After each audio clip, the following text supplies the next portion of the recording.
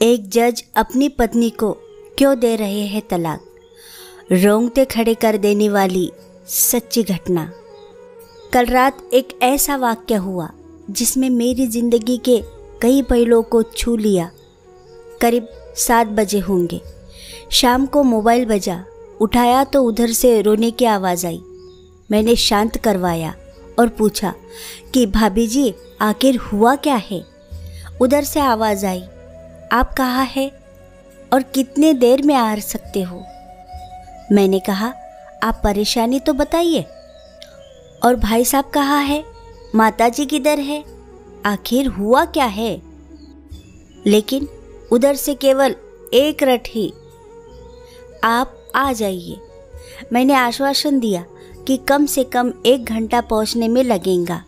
जैसे तैसे पूरी घबराहट में पहुंचा। देखा तो भाई साहब जो हमारे मित्र हैं, जो जज भी है, सामने बैठे हुए हैं।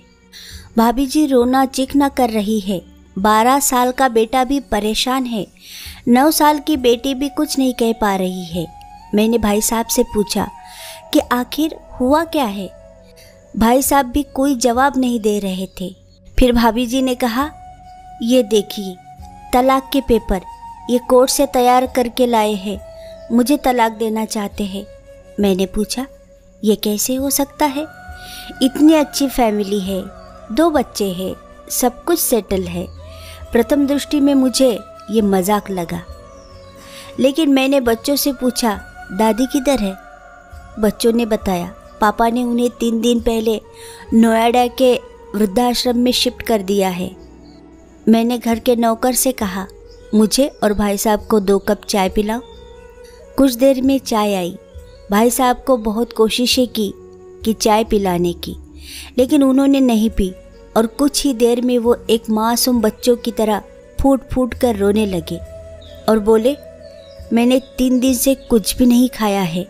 मैं अपनी 61 साल की माँ को कुछ लोगों के हवाले करके आया हूँ। पिछले साल से मेरे घर में उनके लिए इतनी मुसीबत हो गई कि पत्नी यानी आपकी भाभी जी ने कसम खा ली है कि मैं माँ जी का ध्यान नहीं रख सकती। ना तो ये उनसे बात करती थी और ना ही मेरे बच्चे बात करते थे। रोज़ मेरे कोर्ट से आने के बाद माँ खूब रोती थी। नौकर तक भी अपनी मनमानी से व्यवहार करते थे। माँ ने 10 दिन पहले बोल दिया, बेटा तू मुझे ओल्ड एज होम में शिफ्ट कर दे। मैंने बहुत कोशिश की पूरी फैमिली को समझाने की, लेकिन किसी ने माँ से सीधी मुंह बात नहीं की। जब मैं 2 साल का था तब पापा की मृत्यु हो गई थी। दूसरों के घरों में काम करके मुझे पढ़ाया, मुझे इस काबिल बनाया कि आज मैं जज हूँ। लोग बताते हैं माँ कभी दूसरों के घर में काम करते वक्त भी मुझे अकेला नहीं छोड़ती थी। उस माँ को मैं ओल्ड एज होम में शिफ्ट करके आया हूँ। पिछले 3 दिनों से मैं अपनी माँ के लिए एक एक दुख को याद करके तड़प रहा हूँ, जो उसने केवल मेरे लिए उठाए। मुझे आज भी याद है जब मैं 10वीं की परीक्षा में अपीयर होने वाला था, माँ मेरे साथ रात रात भर बैठी रहती। एक बार माँ को बहुत फीवर हुआ। मैं तभी स्कूल से आया था। उसका शरीर गर्म था, तप रहा था। मैंने कहा, माँ तुझे फीवर है। हंसते हुए बोली, अभी खाना बना रही थी ना, इसलिए गर्म है बेटा। लोगों से उधार मांगकर मुझे दिल्ली विश्वविद्यालय से LLB तक पढ़ाया।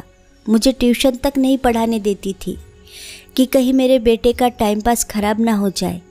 कहते कहते रोने लगे और बोले, जब ऐसी माँ के हम नहीं हो सकते तो हम अपने बीवी और बच्चों के क्या होंगे। हम जिनके शरीर के टुकड़े हैं, आज हम उनको ऐसे लोगों के हवाले कराए जो उनकी आदत, उनकी बीमारी, उनके बारे में कुछ भी नहीं जानते। जब मैं ऐसी माँ के लिए कुछ नहीं कर सकता तो मैं किसी और के लिए भला क्या कर सकता हूँ। आज़ादी अगर इतनी प्यारी है और माँ इतनी बोझ लग रही है तो मैं पूरी आज़ादी देना चाहता हूँ। जब मैं बिना बाप के पल गया तो ये बच्चे भी पल जाएंगे, इसलिए मैं तलाक देना चाहता हूँ। सारी प्रॉपर्टी इन लोगों के हवाले करके उस ओल्ड होम एज में रहूँगा। कम से कम मैं माँ के साथ रह तो सकता हूँ। और अगर इतना सब कुछ करके माँ आश्रम रहने के लिए मजबूर है तो एक दिन मुझे आखिर जाना ही पड़ेगा। माँ के साथ रहते रहते आदत भी हो जाएंगी। माँ की तरह तकलीफ तो नहीं होगी। जितना बोलते उससे भी ज़्यादा रो रहे थे। बातें करते करते रात के 12:30 हो गए थे। बातें करते करते रात के 12:30 बज चुके थे। मैंने भाभी जी के चेहरे को देखा। उनके भाव भी प्रायश्चित और ग्लानि से भरे हुए थे। मैंने ड्राइवर से कहा, अभी हम लोग नोएडा जाएंगे। भाभी जी और बच्चे हम सारे नोएडा पहुँचे। बहुत ज़्यादा रिक्वेस्ट करने पर गेट खुला। भाई साहब ने उस गेट कीपर के पैर पकड़ लिए। बोले, मेरी माँ है, मैं उसको लेने आया हूँ। चौकीदार ने कहा, क्या करते हो साहब? भाई साहब ने कहा, मैं जज हूँ। उस चौकीदार ने कहा, जहाँ सारे सबूत सामने हैं तब तो आपने अपनी माँ के साथ न्याय नहीं कर पाए। औरों के साथ क्या न्याय करते होंगे साहब?